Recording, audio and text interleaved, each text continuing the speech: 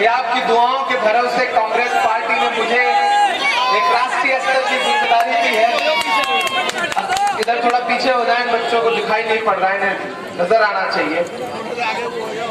बड़ी तादाद में यहाँ पे नौजवान, बुजुर्ग, बच्चे, माएं, बहनें मौजूद हैं। मैं सबका खैर मकदम करता हूँ। यही वो जगह थी जहां चुनाव के वक्त शायद मैं आया था, यही जगह थी ना, मुझे याद है। और उस दिन बारिश भी हो रही थी, लेकिन आप उस बारिश में भी बड़ी तादाद में इकट्ठा थे और आपने बड़ी दुआएं दी थी। वोट कम दिया लेकिन दुआएं बहुत दी थी, इसमें कोई दो राय नहीं है।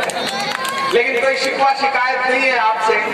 आप उस वक्त धोखे में आ गए थे, मेंबरों से ऐलान हो गया था, पर्चियां फट गई थी, लोगों ने अपनी मोटरसाइकिल दौड़ा करके आपको बरगला दिया था कि नहीं नहीं कोई और जीत रहा है, आपने उसे वोट दे दिया। मुझे आपसे कोई शिकायत नहीं, मैं एक भरोसा था जो आपको दिलाना चाहता था, लेकिन उस वक्त आप उतना भरोसा नहीं कर पाए थे मेरे ऊपर।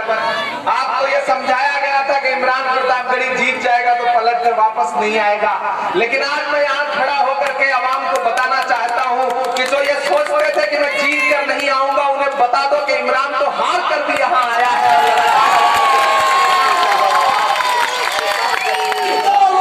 आपने मुझे सांसद तो नहीं बनाया, लेकिन आपकी दुआओं के सदके में कांग्रेस पार्टी ने, राहुल गांधी जी ने, प्रियंका गांधी जी ने, सोनिया गांधी जी ने एक ऐसे ओहदे पर बिठा दिया जहां न जाने कितने सांसद भी उस ओहदे के बराबर नहीं हो सकते। ये कांग्रेस पार्टी ने किया है।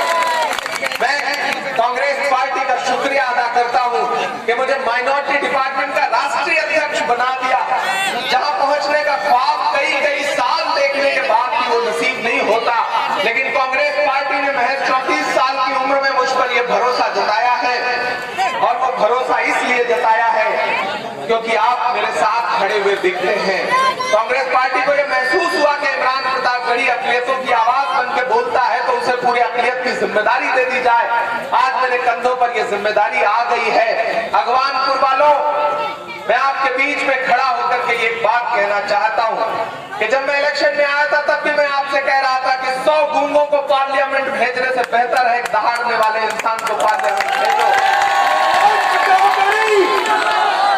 लेकिन उस वक्त मैं आपको समझा नहीं पाया और आपने एक इंसान को चुन करके पार्लियामेंट भेजा।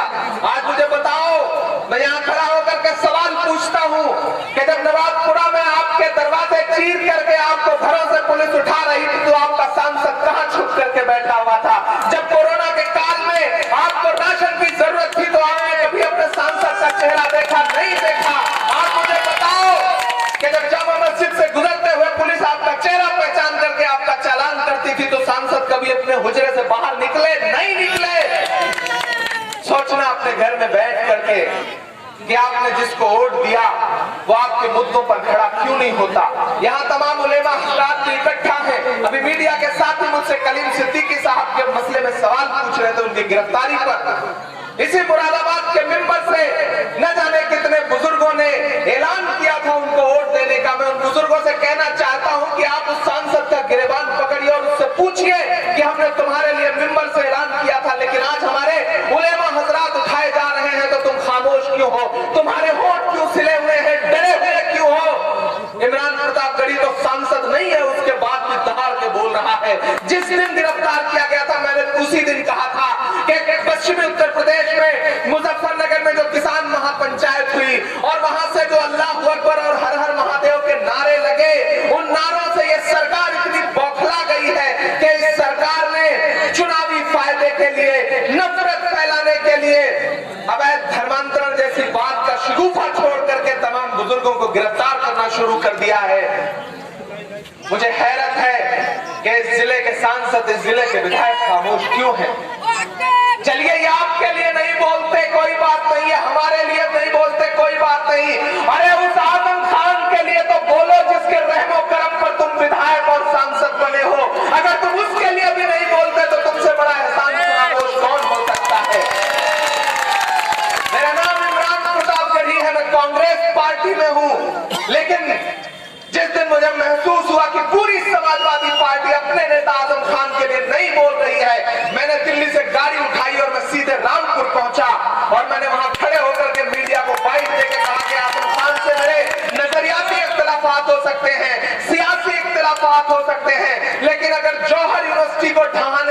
साजिश की जाएगी तो इमरान प्रतापगढ़ी सबसे आगे खड़ा होगा।